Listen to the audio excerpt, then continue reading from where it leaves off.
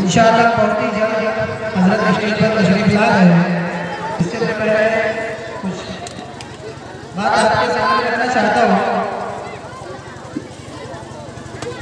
بسم اللہ الرحمن الرحیم، حمدا للہ رب العالمین وصلاۃ وسلام علی اشرف العرب افضل النبیین ومن تبعهم الی یوم الدین، اما بعد۔ قابل قدر سامعین کرام، معزز مہمانان نظام اور شمع علم کے پروانوں، یقیناً انتظار کی گھڑیاں بڑی طویل معلوم ہوتی ہے، لمحات انتظار بہت ہی بڑا ہوتے ہیں۔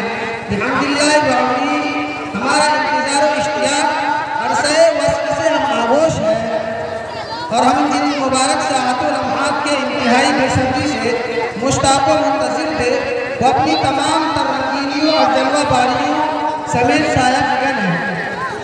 حاضرین محترم، ایسا کیوں؟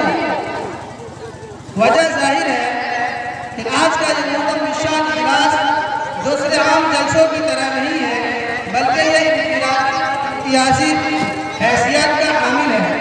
یہ ہمارے مکتب مہنہ ریکا کا اختتامی اور الہامی اجلاس ہے، اس لیے ہماری مسرت و شادمانی دوبالا ہو گئی، صرف اس وجہ سے نہیں کہ ہمیں انعامات سے نوازا جائے گا، بلکہ اس لیے کہ جہاں ایک طرف آج ہمارے نونہالوں کو حسب معیار ان کی محنت و ریاضت اور ان کی مشق و تمرین کو سند پذیرائی ملے گی، تو وہیں دوسری طرف ہم تمام حاضرین کو اپنے مشرف و مربی، امت کا قد رکھنے والے، امت کے نام کے کھیپنہار حضرات علماء کرام سے مخصوص لب و لہجے میں اصلاحی اور تربیتی بیان و کتاب سننے کا موقع بھی ملے گا۔